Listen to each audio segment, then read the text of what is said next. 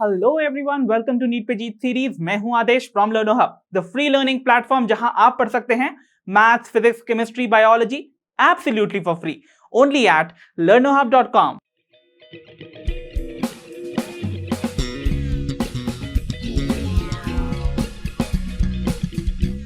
तो बच्चों, आज के सेशन से शुरुआत होने जा रही है आपके NEET biology class 12th syllabus की। तो भाई, आपकी सबसे पहली यूनिट का chapter sexual reproduction in flowering plants के साथ आया हूं मैं।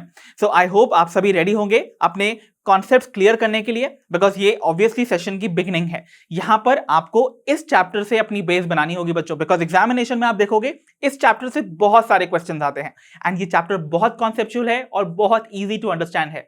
सो चलिए बिना देरी करते हुए स्टार्ट करते हैं अपने आज के सेशन को।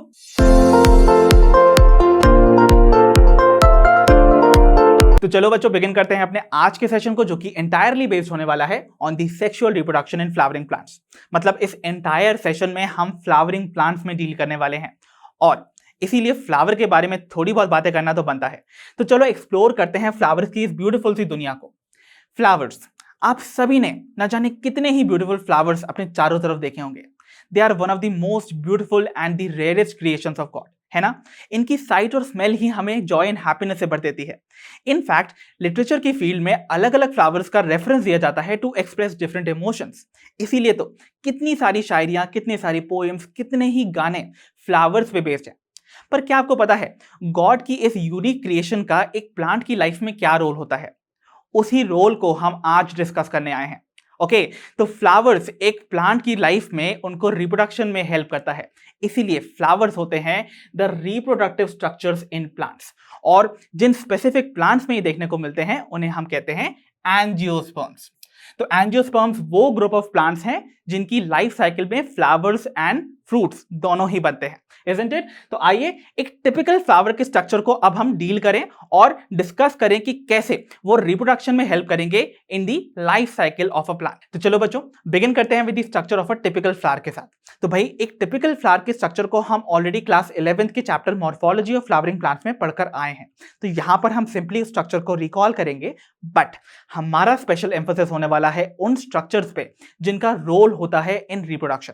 तो बच्चों, आइए देखते हैं एक फ्लावर के लॉन्गिट्यूडनल सेक्शन को। तो आपको यहां पर जो एलएस देखने को मिल रहा है फ्लावर का, उसमें सबसे पहले एक स्टॉक देखने को मिलेगी। तो ये जो स्टॉक है ना, इसे हम बुलाते हैं द पेडिसल।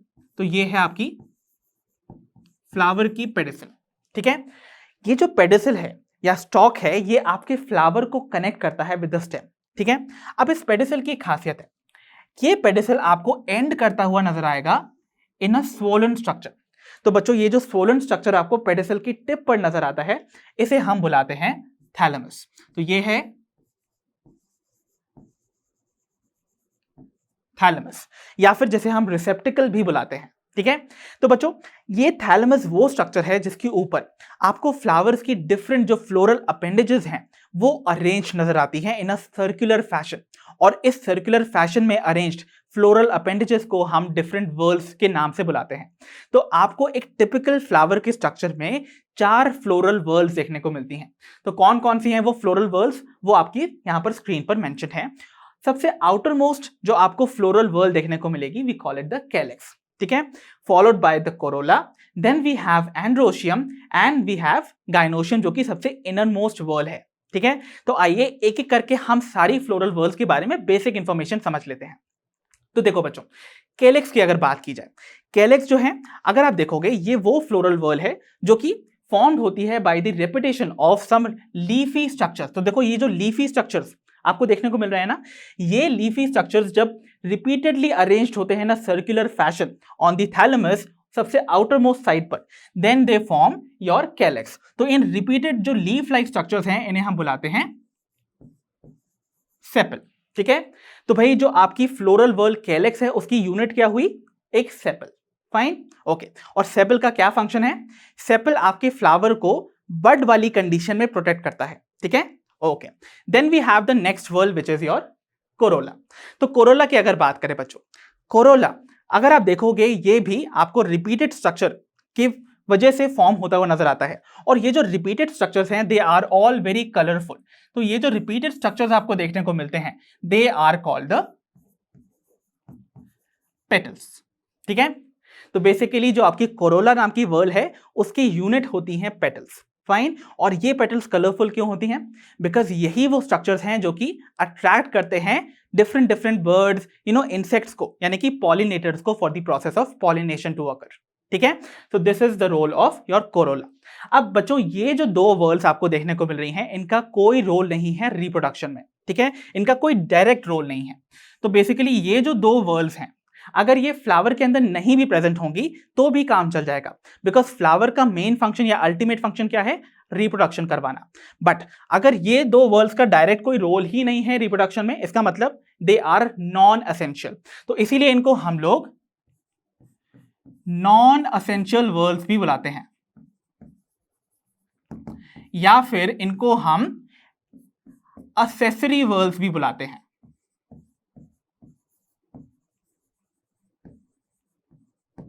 ठीक है, तो बस ये आप इतना समझ लीजिए, क्योंकि इनका डायरेक्ट रोल नहीं है, that is why they are non essential. ठीक है, अब हम बढ़ते हैं टुवर्ड्स द थर्ड वर्ल्ड।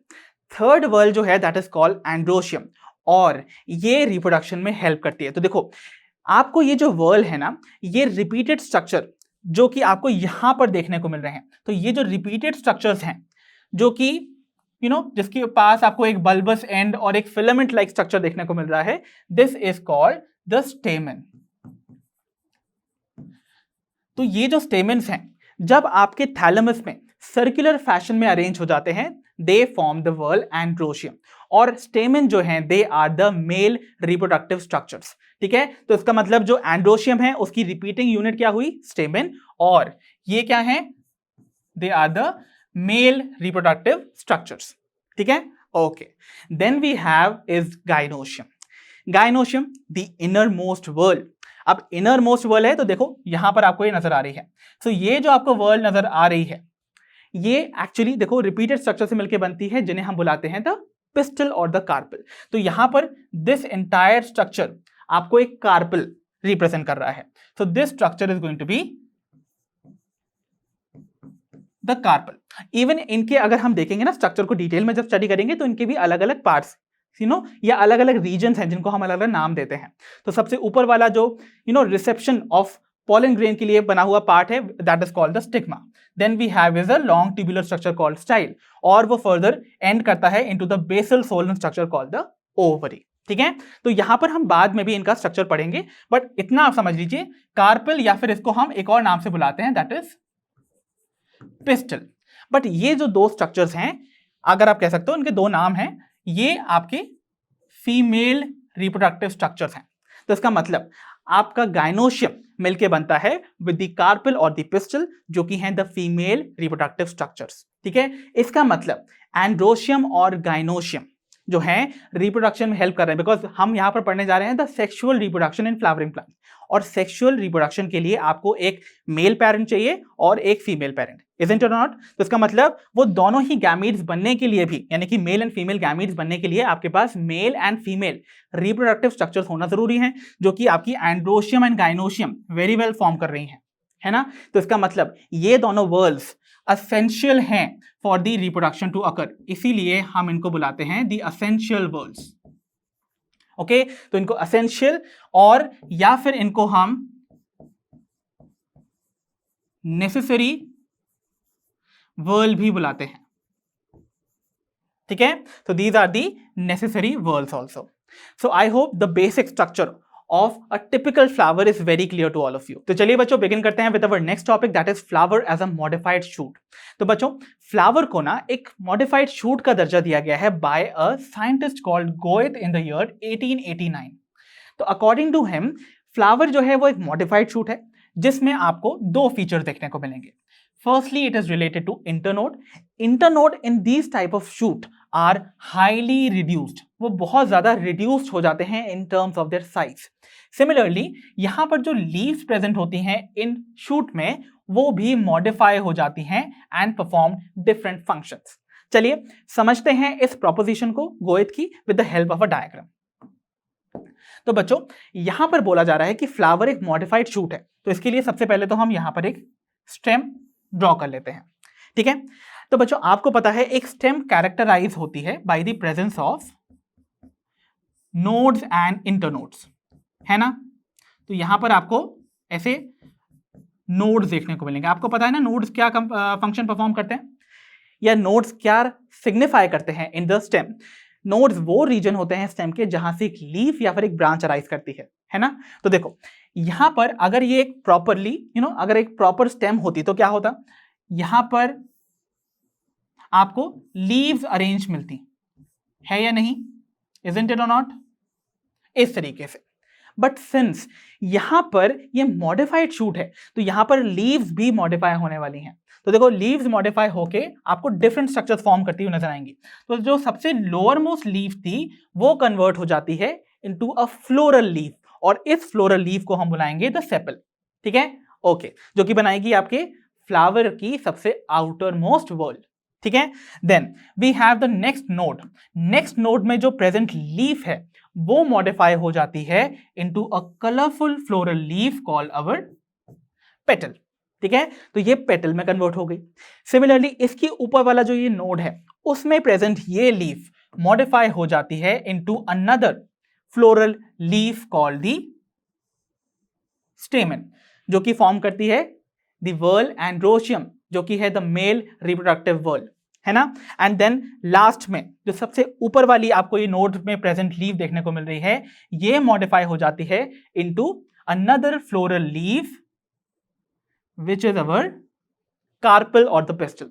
तो इस तरीके से आप देख रहे हो इस मॉडिफाइड शूट में जो लीव्स हैं वो मॉडिफाई होके बन गई हैं द फ्लोरल लीफ।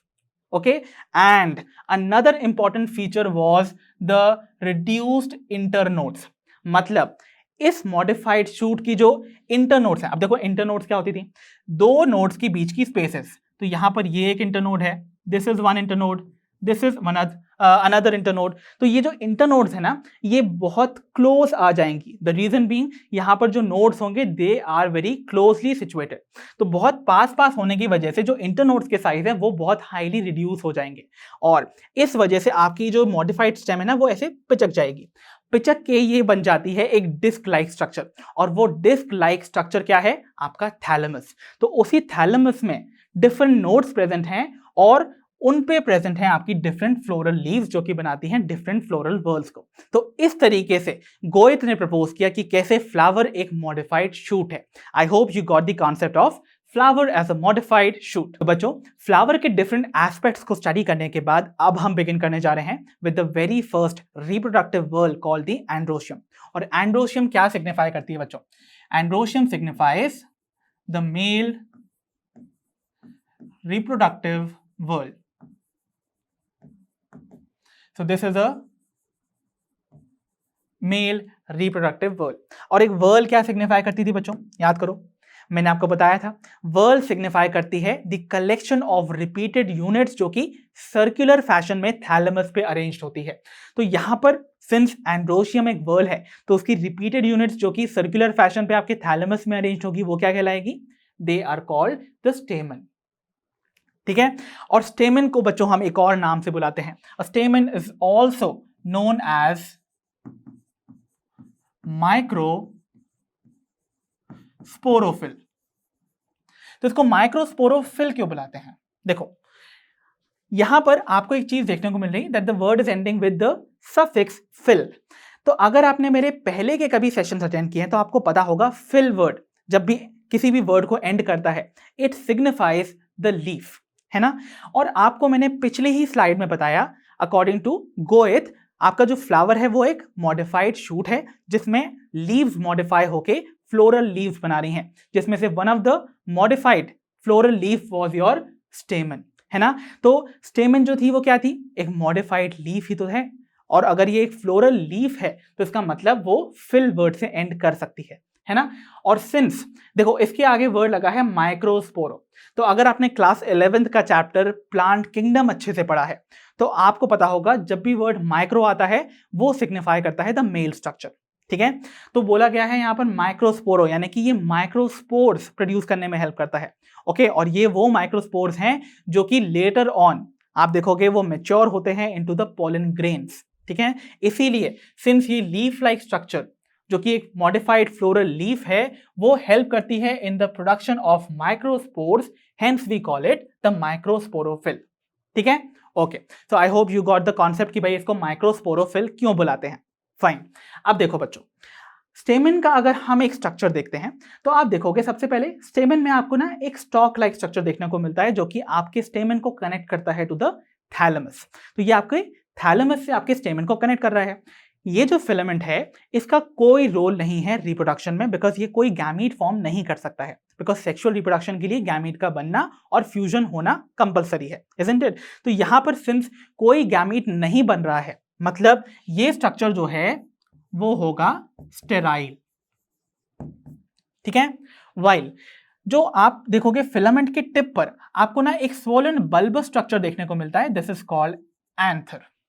अब ये जो एंथर है बच्चों, ये एंथर हेल्प करता है in the production of your microspore, जो कि लेटर ऑन बनाते हैं आपके पोलन ग्रेन्स। मतलब ये पोलन ग्रेन्स की प्रोडक्शन में हेल्प कर रहा है। इसका मतलब क्या हुआ, ये आपके मेल गैमीटोफाइट जो कि पोलन ग्रेन है, फर्दर वो फॉर्म करता है मेल गैमीट्स को, तो ये गैमीट फॉर्मेशन में हेल्प कर रहा है ना। So this structure would be the fertile portion. So this is the fertile part of the स्टेमन। I hope this much is clear. अब आप अगर एक एंथर का स्ट्रक्चर देखोगे तो आपको ना ऐसे दो लोब्स देखने को मिल रही हैं, ये एक लोब है और ये दूसरी लोब है। सो इसीलिए यहां पर सिंस दो लोब देखने को मिलती हैं, we call a typical anther as bilobed, ठीक है, इसीलिए हम इसको bilobed भी बुलाते हैं। ओके, तो अगर हम एक एंथर को कट करके देखें तो आप देखोगे यहां पर आपको दो लोब्स देखने को मिलेंगी। This is going to be one lobe और ये वाली है आपकी दूसरी लोब, ठीक है। तो आइए एक एंथर को हम क्लोजली स्टडी करते हैं उसके कट सेक्शन के थ्रू। तो देखो यहां पर आपको कट सेक्शन देखने को मिल रहा है आपके एंथर का। तो सबसे पहले तो फीचर्स को हम डिफाइन करते हैं। सबसे पहला मैंने आपको बताया, आपको यहां पर दो लोब देखने को मिली है ना, ये एक लोब थी और ये दूसरी लोब थी। फाइन, इसीलिए this structure is bilobed. Fine, अब देखो एक एक लोब को ध्यान से देखते हैं। इस लोब में आपको देखो ऐसे दो स्ट्रक्चर देखने को मिल रहे हैं जिन्हें हम बुलाते हैं थीका, ठीक है। तो देखो एक लोब में देखो, ये आपको मैं डिफाइन कर देता हूं। यहां से आप एक लोब देख सकते हो, this is the first lobe and this is the second lobe, ठीक है।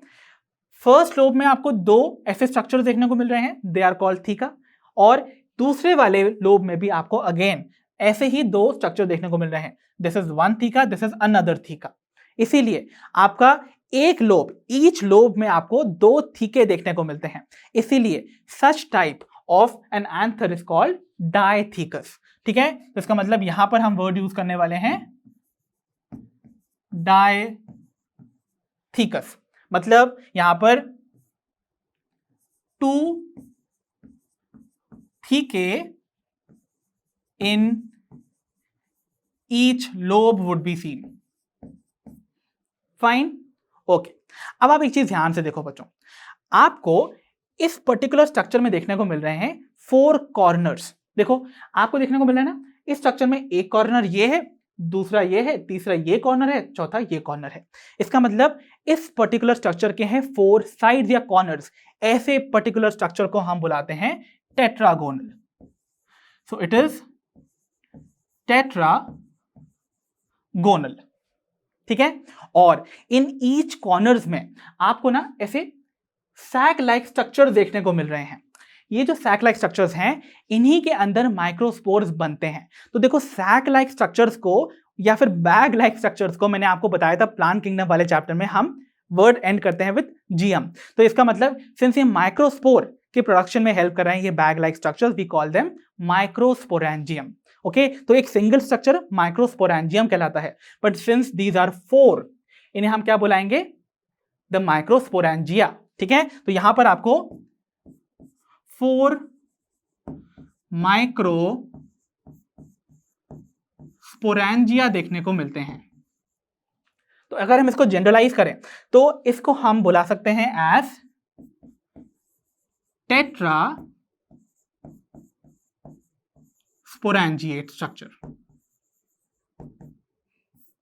ठीक है। सो टेट्रा वर्ड क्या बताता है, tetra means four and sporangiate मतलब ऐसा एंथर जिसके पास फोर स्पोरेंजिया प्रेजेंट है। अब सिंस ये स्पोरेंजिया मेल स्ट्रक्चर्स के फॉर्मेशन में हेल्प कर रहा है, hence the word micro would be added. ठीक है, तो 4 माइक्रोस्पोरेंजिया है, इसीलिए we call it tetrasporangia. So I hope ये 4 टर्म्स जो कि आपके एंथर को डिफाइन करते हैं वो आपको अच्छे से समझ आ गए होंगे। ठीक है, तो ये तो था द कट सेक्शन। अब हम देखने वाले हैं द ट्रांसफर्ड सेक्शन। तो अगर हमने ट्रांसवर्सली अपने एंथर को कट किया है तो आपको कैसा देखने को मिलेगा। तो देखो आपको एक चीज क्या देखने को मिल रही है, सबसे चीज अगर आप देखते हो, this is what, this is the TS of anther. तो देखो बच्चों, टीएस ऑफ एंथर में यहां पर हम सबसे पहले तो सेग्रीगेट कर देते हैं अपनी दोनों लोब्स को। सो this is our one lobe और ये है आपकी दूसरी लोब। तो ये वाली एक लोब है, ये दूसरी लोब है। ठीक है, अब देखो ये दोनों लोब्स में अगर आप ध्यान से देखोगे, फ्रंट एंड से आपकी 2 लोब्स ना सेपरेटेड हैं, है या नहीं? देखो इनके बीच में गैप आ रहा है, देख रहे हो ये गैप। बट अगर आप बैक साइड से देखोगे आपकी लोब्स ना कनेक्टेड हैं। तो देखो जो बैक एंड है और जो फ्रंट एंड है वो आपस में कनेक्टेड है बाय अ वैस्कुलर टिश्यू। तो इस वैस्कुलर टिश्यू की जो प्रेजेंस है वो यहां पर कनेक्ट कर रही है आपके बैक वाले पोर्शन को with the front, hence it is called the connective tissue या सिंपली कनेक्टिव। सो इसे हम कनेक्टिव भी बुलाते हैं। Okay, so this is the connective. तो कनेक्टिव क्या है? ये वो टिश्यू है जो कि एक्चुअली वैस्कुलर टिश्यू से कंपोज है, मतलब यहां पर जाइलम और फ्लोएम भी प्रेजेंट है। तो जाइलम और फ्लोएम क्या करने वाले हैं? फूड एंड वाटर की सप्लाई कर रहे हैं to the anther, isn't it? तो ये बेसिकली जो कनेक्टिव टिश्यू है ये कनेक्ट कर रहा है आपके बैक वाले पोर्शन को of your one lobe with the another front portion of your another lobe. ठीक है, तो यहां पर आपके 2 लोब्स कनेक्टेड हैं और वो उनका बैक और फ्रंट एंड कनेक्टेड है by a connective tissue which is actually supplied with vascular tissues. ठीक है, ओके। अब आप देख रहे हो यहां पर जैसा कि मैंने बताया 4 कॉर्नर्स हैं, 4 कॉर्नर्स आपको देखने को मिल ही रहे हैं, इजंट इट? इसलिए टेट्रागोनल स्ट्रक्चर है। ओके, और आपको हर कॉर्नर्स में आपको ऐसे स्ट्रक्चर देखने को मिल रहे हैं, दीज स्ट्रक्चर्स। ये जो स्ट्रक्चर आपको देखने को मिल रहे हैं, दीज आर दी 4 माइक्रोस्पोरेंजिया जिनके अंदर क्या बनेंगे? The microspores. तो ये बैग लाइक स्ट्रक्चर्स हैं जिनके अंदर माइक्रोस्पोर्स बनते हैं। ओके ओके, और आप एक चीज देख रहे होगे यहां पर इन माइक्रोस्पोरेंजियम और सबसे आउटर मोस्ट लेयर जो है वॉल है, वहां पर आपको 3 लेयर्स देखने को मिल रही हैं। ओके, ये बेसिकली आप कह सकते हो 4 लेयर्स होती हैं। तो जो एंथर की वॉल है ना वो यहां से यहां तक है, तो this is representing the anther wall. तो एंथर वॉल की आपको 4 लेयर देखने को मिलेंगी। सबसे आउटर मोस्ट लेयर आपकी क्या होगी? This is going to be epidermis. ठीक है, देन उसके बाद आती है एंडोथीसियम। एंडोथीसियम के बाद आपको कुछ मल्टीपल लेयर्स में अरेंज सेल्स नजर आएंगे which represent the middle layer, and आपको सबसे इनर मोस्ट जो लेयर देखने को मिलेगी of the cells forming the anther wall would be called tapetum, जो कि ये ग्रीन स्ट्रक्चर्स हैं। ठीक है, तो देखो इस तरीके से ये 4 जो लेयर्स हैं they form the wall of your anther. और फाइनली जो आपका ये माइक्रोस्पोरेंजियम है उसमें प्रेजेंट होंगे द माइक्रोस्पोरोसाइट्स जो कि एक्चुअली फॉर्म करते हैं माइक्रोस्पोर्स को। तो ये माइक्रोस्पोरोसाइट्स को हम एक और नाम से भी बुलाते हैं, we even call them sporogenous cells, या फिर इसको हम स्पोरोजीनस टिश्यू भी बुलाते हैं। तो स्पोरोजीनस सेल्स या टिश्यू क्या है? They are a mass of cell जो कि माइक्रोस्पोरेंजियम के सेंटर में प्रेजेंट होते हैं and they undergo division to form the microspores. ठीक है, so I hope the basic introduction to the structure of an anther is very clear to all of you. तो बच्चों अब हम डिस्कस करने वाले हैं the different parts of anther in detail. सबसे पहले हम बिगिन करेंगे विद द माइक्रोस्पोरेंजिया। तो माइक्रोस्पोरेंजिया आपको याद होगा, मैंने आपको बताए थे आपके एंथर के जो 4 कॉर्नर्स हैं उसमें आपको कुछ बैग लाइक स्ट्रक्चर्स देखने को मिलते हैं जिनके अंदर क्या बनते हैं? Microspores, isn't it? तो ये 4 जो बैग लाइक स्ट्रक्चर्स आपको यहां देखने को मिल रहे हैं ना, ये पिंक वाले रीजन में, they are representing what? The microsporangia. So 4 microsporangia देखने को मिलते हैं आपको, इसीलिए तो हम टेट्रास्पोरेंजिएट बुलाते थे ना। ओके, सो माइक्रोस्पोरेंजिया के अंदर बनने वाले माइक्रोस्पोर्स किसमें डिफरेंशिएट होंगे या फिर मैच्योर होंगे? In the pollen grain. While जो माइक्रोस्पोरेंजिया है ना, ये भी आगे जाके मैच्योर होके बन जाते हैं द पोलन सैक। तो they mature into pollen sacs. ठीक है, ओके। तो बच्चों माइक्रोस्पोरेंजिया, जैसा कि आपको एक बैग लाइक स्ट्रक्चर में यहां पर ऐसे रिप्रेजेंट कर देता हूं। चलो, ये सर्कुलर स्ट्रक्चर एक माइक्रोस्पोरेंजिया को रिप्रेजेंट कर रहा है।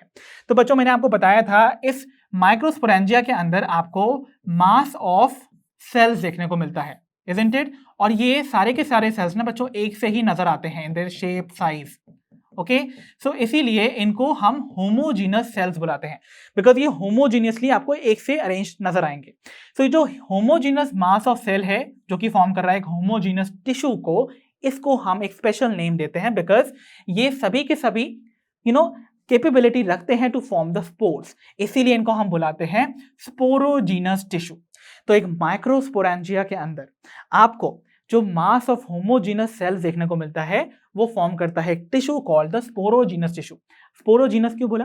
बिकॉज इन सभी के पास, यानी कि इस टिश्यू के अंदर प्रेजेंट सारे सेल्स के पास कैपेबिलिटी है that they can generate the spores, hence called sporogenous. ठीक है, तो स्पोरोजीनस मतलब they can generate spores. Fine, तो देखो इस स्पोरोजीनस टिश्यू के अंदर प्रेजेंट जो सेल्स हैं उनको हम स्पोरोजीनस सेल्स भी बुला सकते हैं, या फिर जैसा कि मैंने आपको बताया था पिछली स्लाइड में, दे आर ऑल्सो कॉल्ड माइक्रोस्पोरोसाइट्स। ठीक है, तो माइक्रोस्पोरोसाइट्स भी बुला सकते हो उनको। तो स्पोरोजीनस सेल्स जो है बच्चों, इन सभी के पास कैपेबिलिटी होती है दैट दे कैन डिफरेंशिएट। तो देखो ये डिफरेंशिएट करके मतलब एक स्पेशलाइज्ड फंक्शन अटेन कर लेते हैं और ये बन जाते हैं माइक्रोस्पोर मदर सेल। ओके, तो डिफरेंशिएट करने के बाद इनके पास कैपेबिलिटी आ जाती है that they can give rise to microspore, इसीलिए इनको माइक्रोस्पोर मदर सेल बुलाया, बिकॉज मदर के पास ही कैपेबिलिटी होती है to give rise to the next generation, hence microspore mother cell. ठीक है, और ये ही माइक्रोस्पोर आगे जाके पोलन में कन्वर्ट होंगे, हेंस हम इनको पोलन मदर सेल भी बुला सकते हैं। तो इन्हें हम शॉर्टली अब्रीविएट भी करते हैं एज एमएमसी या फिर पीएमसी। ओके, तो देखो इतनी चीजें आपको क्लियर होनी चाहिए बच्चों। और जिस डिवीजन से आपके स्पोरोजीनस सेल्स आपके माइक्रोस्पोर्स को जनरेट करेंगे, दैट मींस आपके जो माइक्रोस्पोर मदर सेल्स है ना, ये सपोज है आपका माइक्रोस्पोर मदर सेल। ये माइक्रोस्पोर मदर सेल अंडरगो करेगा मियोसिस, और मियोसिस के बाद आपको 4 हेप्लॉइड स्पोर्स बनते हुए नजर आएंगे जो कि आपस में ना ऐसे जॉइंट रहते हैं। आपको 3 तो नजर आ रहे हैं फ्रॉम दी फ्रंट एंड, एक पीछे की तरफ है। तो ये जो स्ट्रक्चर आपको फॉर्म होता हुआ नजर आएगा, this is called microspore tetrad. So what is it called? Microspore tetrad. और ये सभी के सभी क्योंकि मियोसिस की डिवीजन से फॉर्म हुए हैं, हेंस ये सभी के सभी होने वाले हैं हेप्लॉइड। ठीक है, वाइल जो माइक्रोस्पोर मदर सेल था this was a diploid structure. ठीक है, सो आई होप इतनी basic information regarding the microsporangia which is one of the very important part of the anther is very clear. तो बच्चों अब हम begin करने जा रहे हैं विद द एंथर वॉल। तो एंथर वॉल सबसे पहले तो हम ये देखने वाले हैं कि वो कहां से कहां तक एक्सटेंड करती है। तो देखो बच्चों, इस टीएस ऑफ एंथर में हमें देखने को मिल रहा है सबसे सेंटर में यहां पर आपको ना मास ऑफ योर माइक्रोस्पोरोसाइट्स देखने को मिल रहा था, दैट मींस ये आपका माइक्रोस्पोरेंजियम है। अब माइक्रोस्पोरेंजियम से लेकर आपके एंथर की जो बाउंड्री है यहां तक एक्सटेंड करने वाला जितना भी स्ट्रक्चर है, it represents the anther wall. अब एंथर वॉल कंप्राइज होती है ऑफ 4 लेयर्स। तो आइए एक एक करके हम चारों लेयर्स के बारे में डिटेल्स जानते हैं। सबसे आउटर मोस्ट लेयर होती है एपिडर्मिस, जो कि कंपोज्ड होती है single layer of thin living cell से। मतलब इसको कंप्राइज करने वाले जो सेल्स है वो सिंगल लेयर में अरेंज्ड हैं और वो सेल्स थिन और लिविंग है। ठीक है, बात की जाए इनके फंक्शन की, सबसे आउटर मोस्ट लेयर है ना, तो इसका फंक्शन तो ऑब्वियसली प्रोटेक्शन ही होने वाला है। सो आई होप एपिडर्मिस से रिलेटेड इंफॉर्मेशन क्लियर है। Next we have is the endothecium. Endothecium जो है the second layer of the anther wall from the outside, ये भी सिंगल लेयर ऑफ सेल से मिलकर अरेंज्ड है। और इनके सेल्स की खासियत यह है कि मैच्योरिटी आने पर ये सेल्स जो हैं वो डेड हो जाते हैं। So the cells are going to become dead at maturity. अब यहां पर एंडोथीसियल सेल्स की बहुत इंपॉर्टेंट फीचर बच्चों क्या है, दैट यहां पर डिफरेंशियल थिकनिंग देखने को मिलती है। मतलब एंडोथीसियल सेल्स की डिफरेंट वॉल्स पे आपको थिकनिंग देखने को मिलेगी, और वो थिकनिंग होती है of alpha cellulose. So alpha cellulose की जो थिकनिंग है वो आपको इन एंडोथीसियल सेल्स की कुछ वॉल्स पे देखने को मिलेगी, वाइल कुछ पे नहीं देखने को मिलेगी। तो जिन जगहों पर आपको थिकनिंग एब्सेंट देखने को मिलती है, मतलब वो प्रेजेंट ही नहीं है, वो रिप्रेजेंट किए जाते हैं बाय द वर्ड स्टोमियम। तो देखो यहां पर आपको एंडोथीसियम वाली लेयर में कुछ जगह ऐसी है, तो ये जो जगह आपको देखने को मिली ना, ये वाली, इवन ओवर हियर, तो ये जो दो रीजन्स हैं यहां पर प्रेजेंट एंडोथीसियल सेल में आपको थिकनिंग एब्सेंट देखने को मिलेगी, and these regions represent the stomium. अब स्टोमियम मतलब यहां पर अगर सेल्स में थिकनिंग एब्सेंट है, इसका मतलब क्या हुआ, आपके जो सेल्स है वो यहां पर उनकी वॉल वीक है, तो मेच्योरिटी पे क्या होगा, यहीं से आपके पॉलन ग्रेन्स जो है वो बाहर रिलीज आउट होंगे, डिस्पर्स आउट होंगे, मतलब आपका एंथर का जो ब्रेकेज होगा ना, विच इज कॉल्ड डेहेसेंस, वो यहीं इन वीक पॉइंट से होगा, which are called the stomium. तो देखो ये जो स्टोमियम है ना, they form the line of dehiscence, तो ये तो एक पॉइंट हो गया। अब पूरे एंथर के इंटायर वॉल में ये पॉइंट्स कनेक्टेड होंगे to form the obviously line of dehiscence. So they help in anther dehiscence. Okay, so dehiscence बताता है the breakage of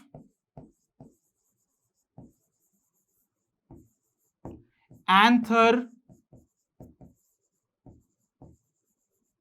wall। इस बात को याद रखिएगा। सो डेहेसेंस ऑफ एंथर कहां से होती है, from the stomium itself. So I hope इतनी चीजें regarding the endothecium is also very clear. Next we have is the layer called the middle layer. तो मिडिल लेयर की अगर बात की जाए बच्चों, unlike your first two layer, ये मल्टी लेयर्ड है।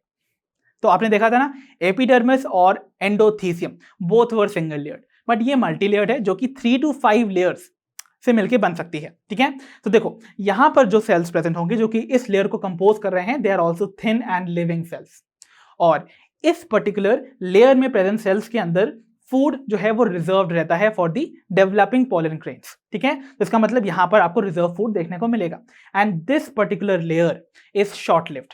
तो जब भी कोई स्ट्रक्चर ना शॉर्ट लिव्ड होता है ज्यादा समय तक, क्योंकि देखो क्या होता है, पॉलन के डेवलपमेंट के टाइम पे ये रिजर्व फूड मटेरियल देता जाता है, तो इसका मतलब ये जो है अपने आप को पूरी तरह से ना वैनिश कर देगा, और जब ये पूरी तरह से डिसइंटीग्रेट हो जाएगा, इसका मतलब ये शॉर्ट लिव्ड ही हुआ। और ऐसे स्ट्रक्चर्स को हम टर्म देते हैं एफीमेरल। तो ये एक एफीमेरल स्ट्रक्चर है या लेयर है, ओके, बिकॉज ये पूरी तरह से कंज्यूम्ड हो जाती है during the nourishment of the pollen grains. Okay, तो इसका मतलब आपको ये चीज समझ में आ गई होगी कि आपकी जो मिडिल लेयर्स हैं they are going to be short lived. Fine, and then we have the most important layer जो कि है the tapetum, and it is the inner most layer. और ये जो इनर मोस्ट लेयर है ना, ये लाइन कर रही है आपके माइक्रोस्पोरेंजियम को। ठीक है, और ये लेयर इंपॉर्टेंट क्यों है, बिकॉज ये एक न्यूट्रिटिव लेयर है।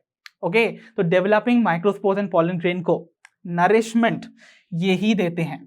ठीक है, मिडिल लेयर से भी लेते जाएंगे, आगे देते जाएंगे टू द पॉलन ग्रेन और दी microsporangium.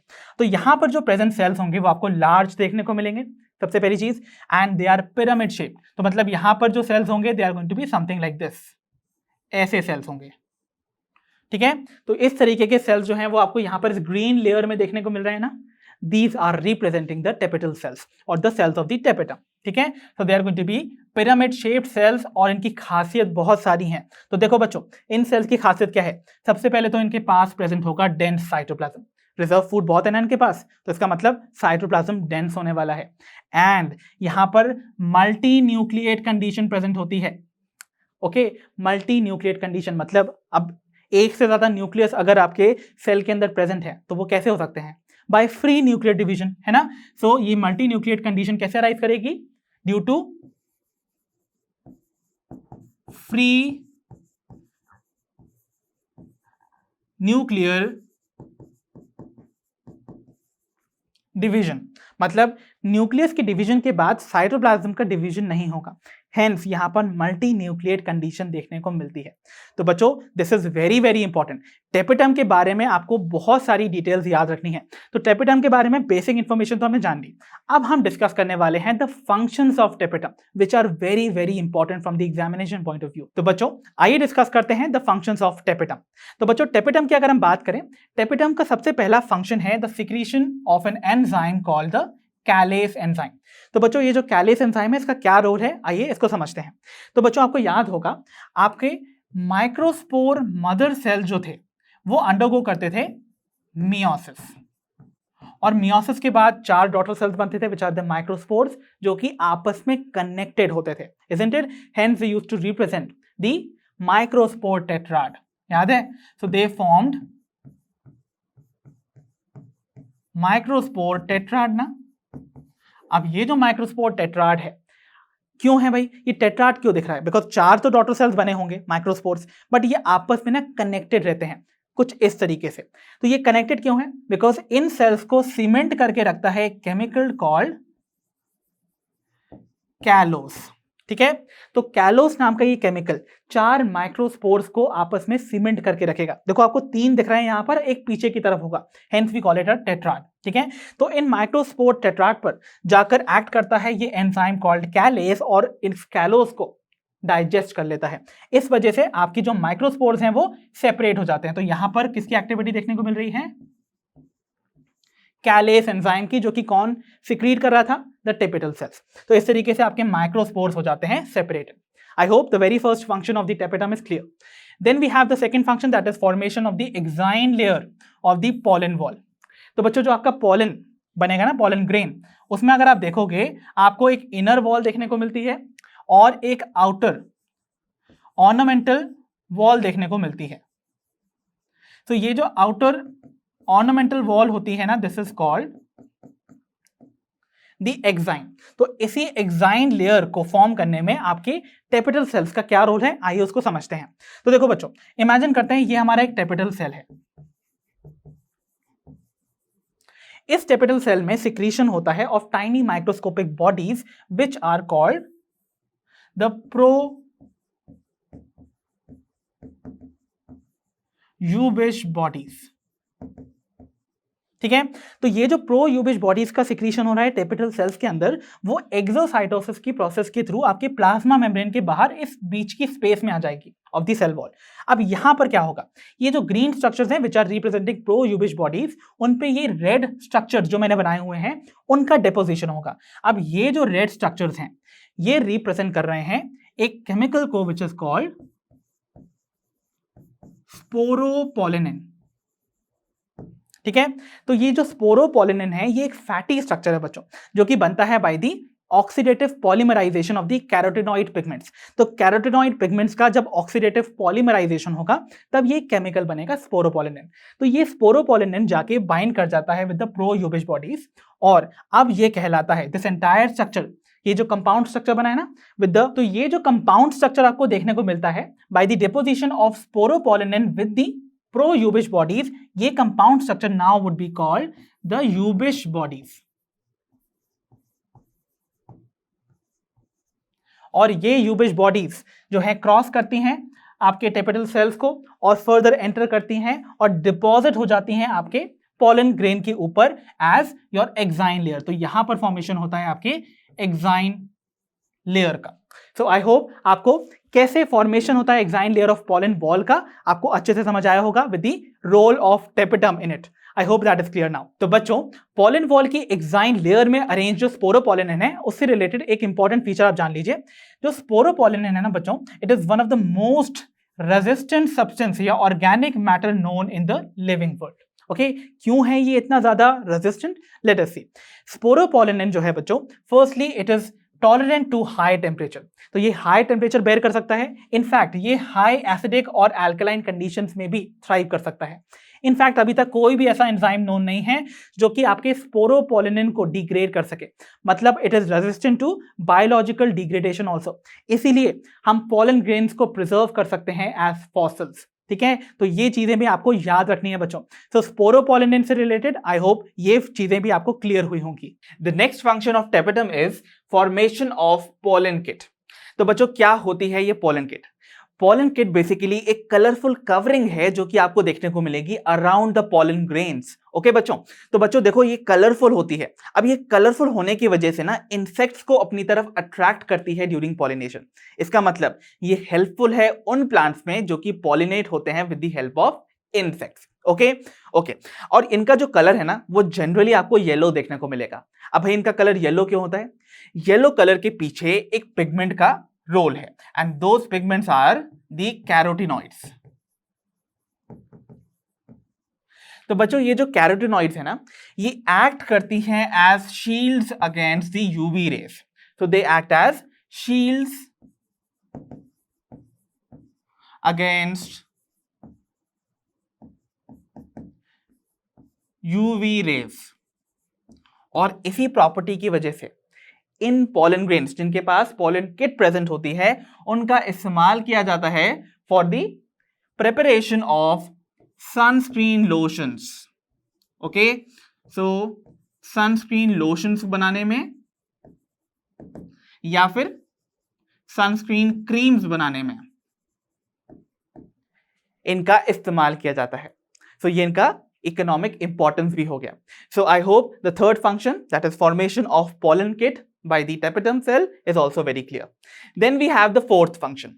Fourth function of the tapetum is synthesis of proteins. तो बच्चों tapetal cells ना certain proteins भी बनाते हैं. अब देखो यहां पर पहले टाइप के प्रोटीन्स जो हैं वो आपको हेल्प करेंगे टू रिकॉग्नाइज कंपैटिबल स्टिग्मा.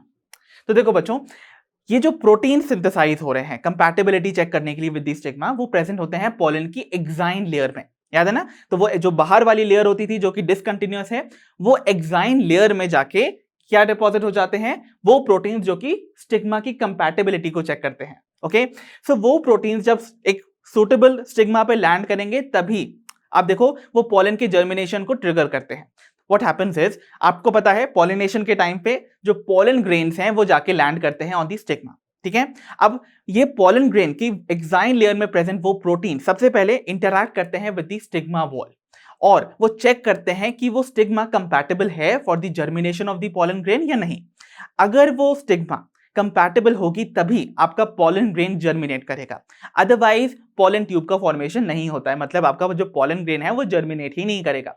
सो ऐसी कंडीशन आपको देखने को मिलेगी. तो कंपैटिबिलिटी अगर है तभी आपका पॉलन ग्रेन जर्मिनेट करके पॉलन ट्यूब बनाएगा, अदरवाइज वो जर्मिनेट नहीं करता है. Fine, okay. और कुछ ऐसे भी प्रोटीन्स होते हैं जो कि पॉलन के ऊपर आपको देखने को मिलेंगे और जब हम उन पॉलन ग्रेन्स को इनहेल करते हैं तो वो कॉज करते हैं सेवरल एलर्जीज. ठीक है, सो ऐसे में आप देखोगे जो मेजरली एलर्जीज कॉज करने वाला एक पर्टिकुलर बहुत फेमस एग्जांपल है, दैट इज ऑफ पार्थीनियम.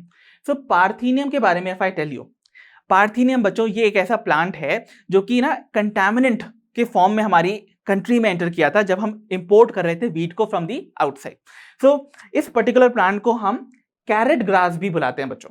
तो बच्चों इस पर्टिकुलर प्लांट के जो पॉलन ग्रेन्स हैं वो कॉज करते हैं सेवरल रेस्पिरेटरी डिसऑर्डर्स जैसे कि एस्मा, ब्रोंकाइटिस. तो ऐसे में ये बहुत सारे रेस्पिरेटरी डिसऑर्डर्स का एक बहुत बड़ा कॉज है. Remember this thing. और एक चीज मैं आपको बता दूं, पॉलन ग्रेन्स के वजह से होने वाली सेवरल एलर्जीज को हम एक बहुत स्पेसिफिक टर्म देते हैं, that is hay fever. So what is hay fever, ये चीज भी आप जान लीजिए. Hay fever is nothing but the allergies cause due to the pollens. ठीक है, so I hope the various functions of the tapetum is very clear to all of you. तो चलिए बच्चों बढ़ते हैं towards our next topic and that is microsporogenesis. I know microsporogenesis बड़ा लंबा सा टर्म है ना, लेकिन अगर आप इसके टर्म को ब्रेक करते हो तो आप इसके मीनिंग को भी डिकोड कर लोगे. तो देखो वर्ड है microsporogenesis, मतलब माइक्रोस्पोर के जनरेशन की process. It means the process of formation of your microspores. अब माइक्रोस्पोर्स किन सेल्स के डिवीजन से मिलते थे? Those were the microspore mother cells, या फिर जिन्हें हम pollen mother cells भी बुलाते थे. और किस डिवीजन के थ्रू pollen mother cells जो हैं वो फॉर्म करेंगे आपके माइक्रोस्पोर को?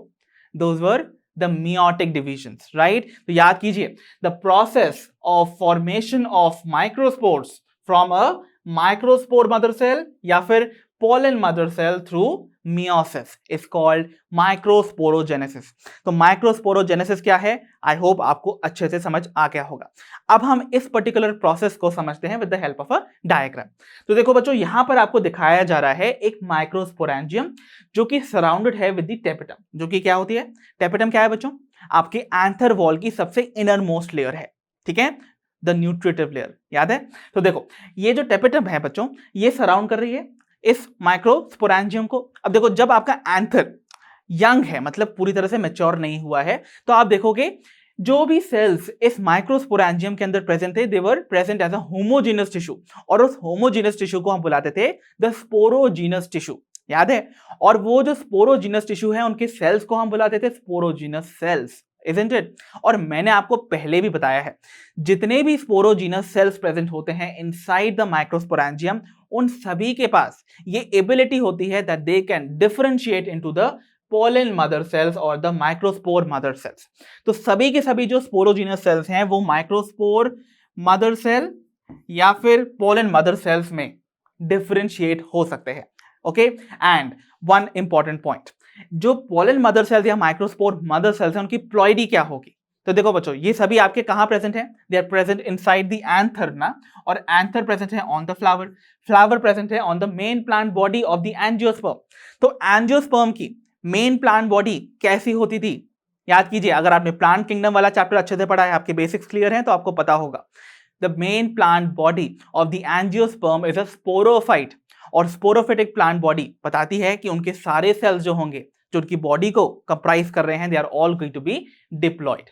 ठीक है, तो इनकी बॉडी होगी डिप्लॉयड इन नेचर। तो इसका मतलब ये जो पोलन मदर सेल्स हैं या माइक्रोस्पोर मदर सेल्स हैं, दे आर डिप्लॉयड। तो भाई चलिए देखते हैं कि ये एक बार डिफरेंशिएशन से बनने वाले ये जो माइक्रोस्पोर मदर सेल्स हैं, जब ये मियोसिस अंडरगो करेंगे तब ये माइक्रोस्पोर्स कैसे फॉर्म करते हैं। तो देखो बच्चों, आपके जो पोलन मदर सेल्स या माइक्रोस्पोर मदर सेल्स हैं वो मियोसिस अंडरगो करते हैं, और मियोसिस आप जानते हो 2 न्यूक्लियर डिविजन्स में कंप्लीट होती है। पहला जो डिवीजन है दैट इज कॉल्ड मियोसिस 1, जो कि एक्चुअली रिडक्शनल डिवीजन है, जहां पर जो क्रोमोसोम नंबर है वो रिड्यूस हो जाता है टू दी हाफ, राइट? तो इसका मतलब देखोगे आप, यहां पर ये जो न्यूक्लियाई हैं of the microspore mother cell वो अंडरगो करेंगे मियोसिस 1, तो आपको हर सेल में आप 2-2 न्यूक्लियाई देखने को मिल रहे हैं। ठीक है, and each of these 2 nuclei would be having half the number of chromosome, मतलब यहां पर जो प्लॉइडी होगी of these 2 nuclei would be n in their number. ठीक है, तो ये जो आपके न्यूक्लियाई हैं इनकी प्लॉइडी वुड बी n, तो ये जो सेल्स हैं they are all going to be n। अब देखो यहां पर एक चीज देखना है, अब ये जो पर्टिकुलर न्यूक्लियाई बने हैं after meiosis 1 they will undergo meiosis 2। Meiosis 2 में क्या होगा बच्चों? मियोसिस 2 में आप जानते हो ये इक्वेशनल डिवीजन है, तो नंबर ऑफ जो क्रोमोसोम्स है या प्लॉइडी है वो सेम रहने वाली है। तो देखो कैसे होने वाला है, यहां पर ये जो 2 न्यूक्लियाई हैं ये फर्दर अगेन डिवाइड करेंगे इक्वली, और फॉर्मेशन होगा 4 न्यूक्लियाई का। ठीक है, और 4 न्यूक्लियाई के बाद आपको साइटोकाइनेसिस देखने को मिलेगी। तो फॉर्मेशन होगा 4 न्यूक्लियाई सराउंडेड बाय 4 साइटोप्लाज्म, मतलब 4 सेल्स का फॉर्मेशन होगा।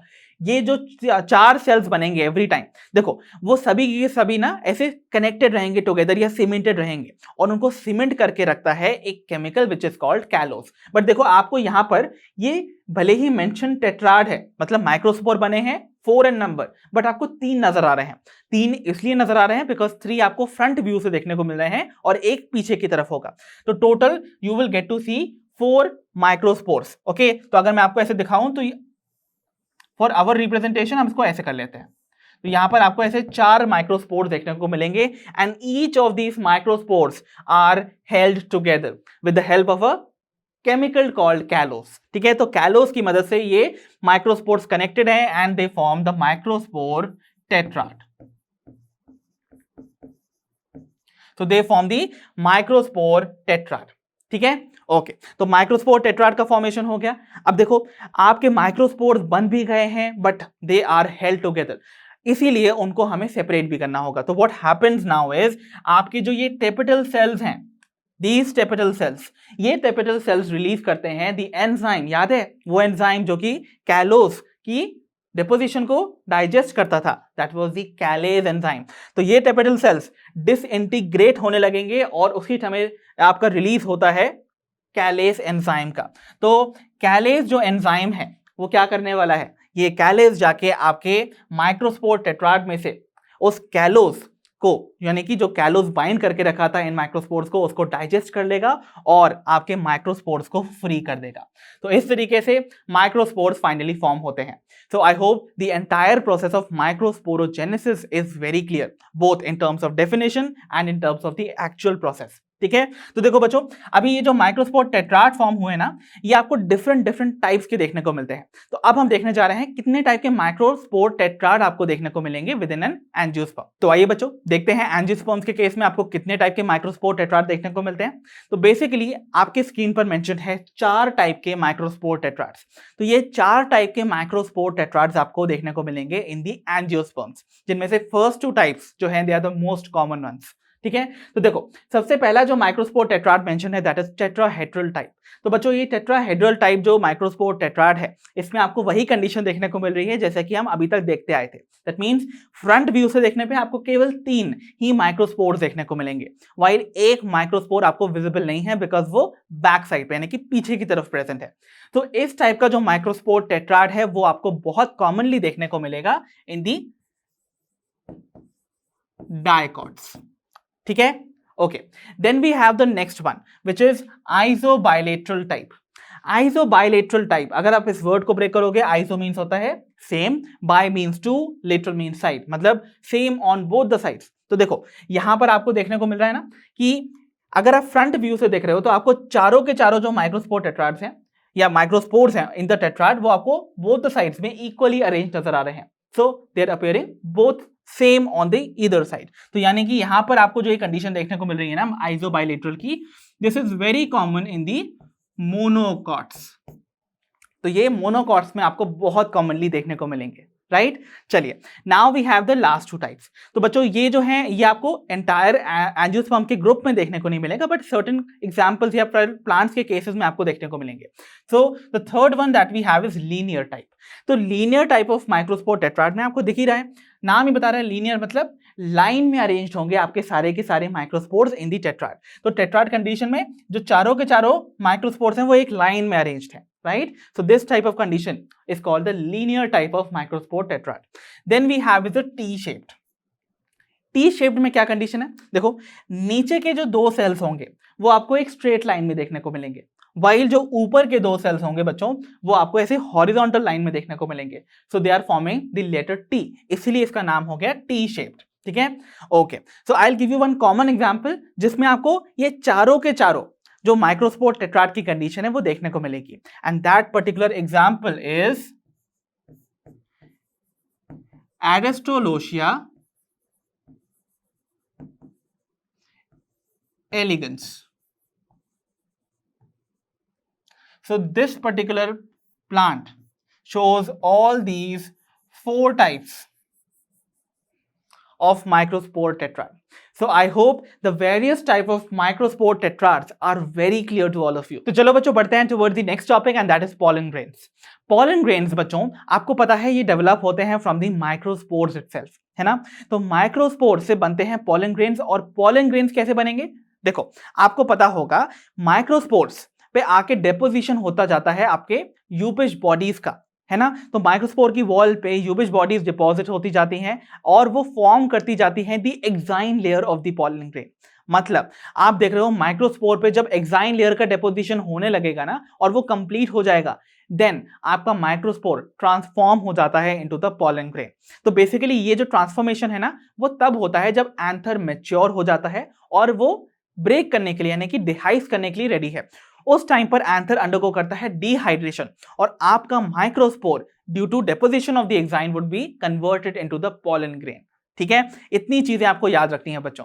ओके, नाउ लेट्स सी कि भाई एक पॉलन ग्रेन की क्या क्या कंडीशंस आपको देखने को मिलेंगी। तो देखो बच्चों, सबसे पहले तो हमें ये देखना है कि एक एंजियोस्पर्म की लाइफ साइकिल में पॉलन ग्रेन क्या रिप्रेजेंट करता है। तो बच्चों पॉलन ग्रेन रिप्रेजेंट करता है द मेल गैमीटोफाइट, मतलब male gamete bearing structure in the life cycle of the angiosperms. इस बात को याद रखना है। सो मेल गैमीटोफाइट की तरह ये एक्ट करेगा, ठीक है।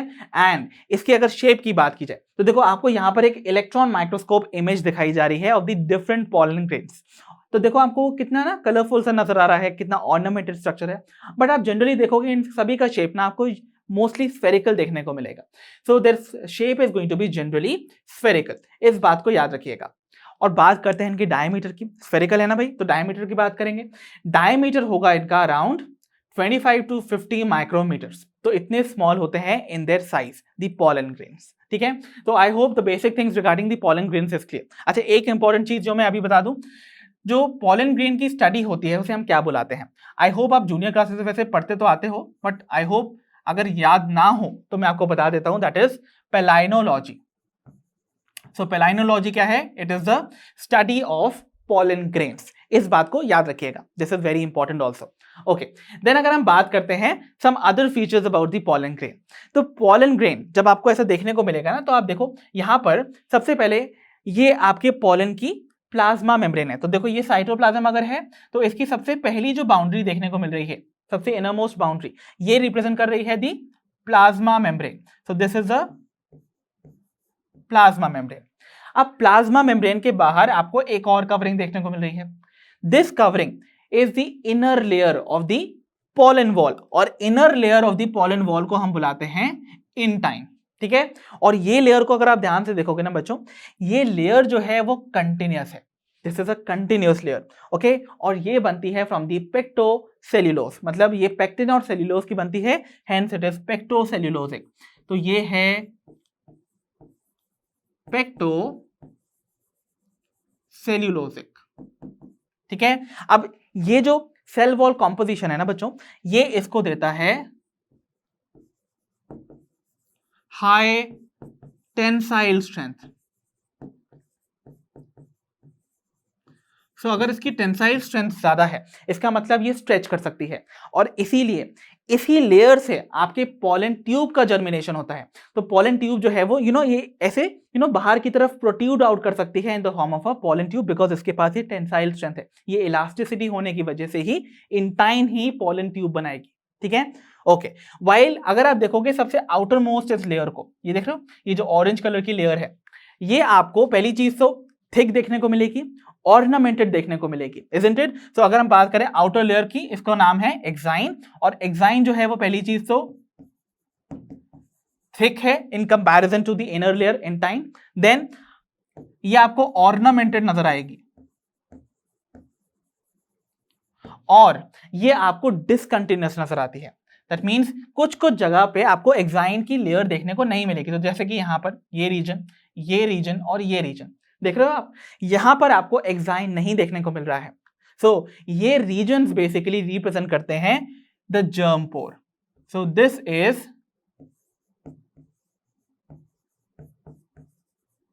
द जर्म पोर।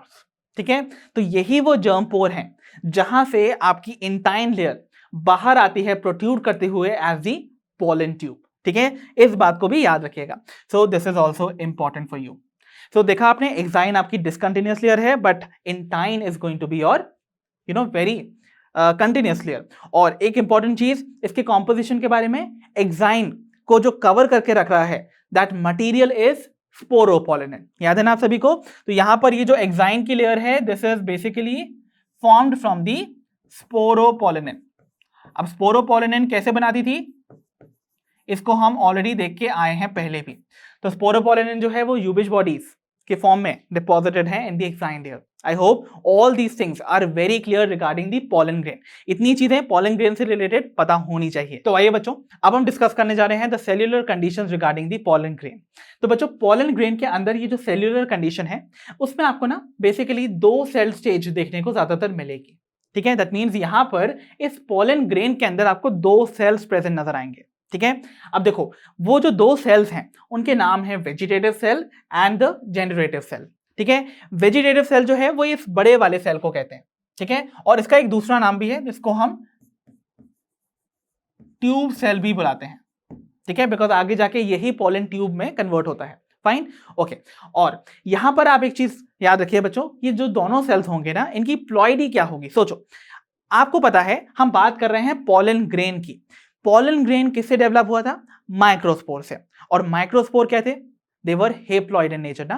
तो अगर आपके सिंपली जो माइक्रोस्पोर हैं वही मैच्योर करके पॉलन ग्रेन में डेवलप हुए हैं, इसका मतलब पॉलन ग्रेन भी हेप्लॉइड हुए।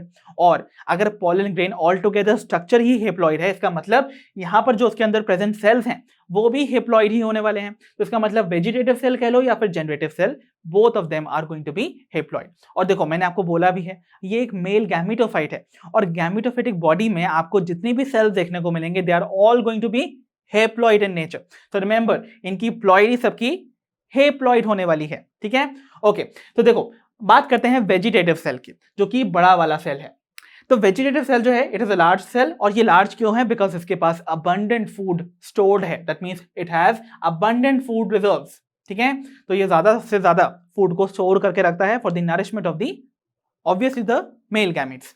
देन बात करते हैं इसके न्यूक्लियस की। तो इसके पास प्रेजेंट होता है लार्ज इररेगुलरली शेप्ड न्यूक्लियस बच्चों। तो इनका जो न्यूक्लियस है देखो इस वेजिटेटिव सेल का, दिस इज लार्ज आल्सो, और ये इररेगुलरली शेप्ड भी नजर आएगा, ठीक है। Then when we talk about the generative cell, नाम ही बता रहा है जनरेट करने वाला, ओके। वेजिटेटिव बता रहा है कि ये नॉर्मली है ना मेन इसकी बॉडी को ही फॉर्म करके रख रहा है पॉलन ग्रेन की। बट अगर हम बात करें जनरेटिव की, मतलब नाम बताता है कि कुछ जनरेट होने वाला है, और यही वो सेल है जिससे जनरेट होंगे आपके मेल गैमीट्स। बिकॉज मैंने बोला पॉलन ग्रेन जो है वो मेल गैमीटोफाइट है, गैमीट बेयरिंग स्ट्रक्चर। तो वो गैमीट आखिर किससे बनेंगे? From this particular cell, that is generative cell, ठीक है। सो जनरेटिव सेल जो है बच्चों ये स्मॉलर सेल है, और ये यूजुअली आपको स्पिंडल शेप नजर आएगा, जैसा कि इस फिगर में आपको नहीं दिखाया गया है, but I will tell you spindle shape में वो कैसा नजर आएगा। It is going to appear something like this. तो ये आपको कुछ ऐसा सा नजर आने वाला है, ठीक है।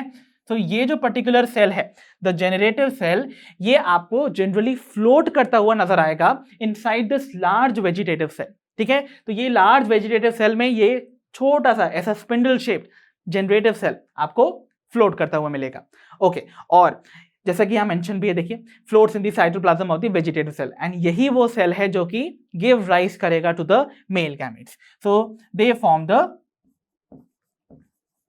मेल गैमेट, ठीक है, ओके। ये कंडीशन जो बच्चों है 2 सेल स्टेज वाली, ये आपको मोस्ट ऑफ द एंजियोस्पर्म्स में देखने को मिलेगी during the time when they shade there pollen grains. तो मोस्ट ऑफ द टाइम में जब एंथर्स मैच्योर होते हैं और वो शेड करते हैं अपने पोलन ग्रेन, लगभग आप कह सकते हो 60% केसेस में आपको पॉलेंस का जो डिस्पर्सल है वो इस 2 सेल स्टेज में देखने को मिलेगा, with 1 vegetative and 1 generative cell. Then अगर हम बात करें रिमेनिंग टाइप के एंजियोस्पर्म्स की, तो वहां पर आपको dispersal of their pollen grain देखने को मिलेगा, या फिर उनका जो पॉलन ग्रेन है वो शेड होता है इन दी 3 सेल स्टेज। यहां पर ये 3 सेल स्टेज कैसे बनी? देखो आपका जो वेजिटेटिव सेल है वो ऐसा का ऐसा ही इंटैक्ट है, तो this is the vegetative cell. While अगर आप देखोगे आपका जो जनरेटिव सेल है वो यहां पर अंडरगो करेगा division to form the 2 male gametes. तो इसी टाइम पे 2 मेल गैमीट्स बन जाएंगे। तो ये आपके 2 क्या हैं? The male gametes. इस बात को याद रखना है। तो 1 वेजिटेटिव एंड 2 मेल गैमीट्स के साथ बन जाती है 3 सेल स्टेज, ठीक है। और आप बता सकते हो कि आपका जो ये जनरेटिव सेल है उसने किस डिवीजन के थ्रू मेल गैमीट्स को गिव राइज किया होगा? Come on tell me. आपको पता है ना, मैंने अभी बताया आपको जनरेटिव सेल जो है या फिर वेजिटेटिव सेल, दोनों ही सेल जो हैं they are haploid in nature. इसका मतलब हेप्लॉइड, इस जनरेटिव सेल से आपको 2 हेप्लॉइड गैमीट्स बनाने हैं। मतलब कौन सी डिवीजन होगी?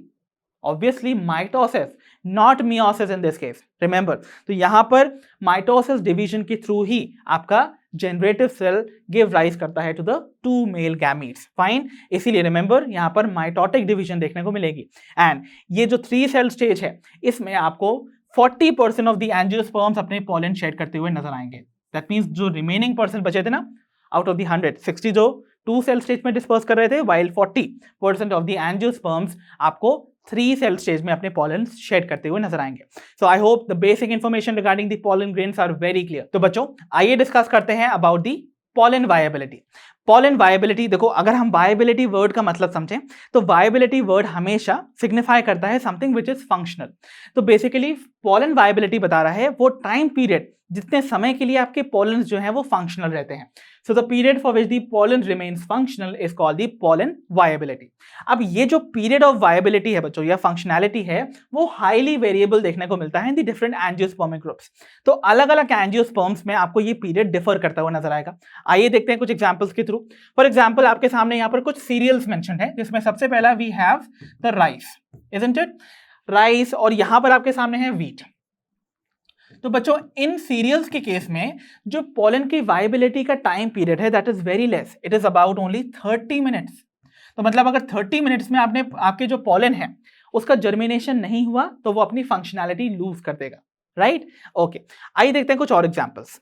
कुछ और एग्जांपल्स में we have are certain members of different families. जैसे कि आपके सामने यहां पर है the rose family, that is Rosaceae. तो आपके सामने है Rosaceae. Then we have the tomato family और द पोटैटो फैमिली, जिसे हम सोलेनेसी बुलाते हैं। So we have Solanaceae. And then we have the family जहां पर लेग्यूम्स आते हैं, दैट इज योर फेबेसी और लेग्यूमिनोसी। सो ये है आपके लेग्यूमिनोसे। तो बच्चों ये तीनों जो फैमिलीज हैं, इनके मेंबर्स में जो पोलन वायबिलिटी है वो काफी लंबे समय तक एक्सटेंडेड रहती है। That means it may last for several months.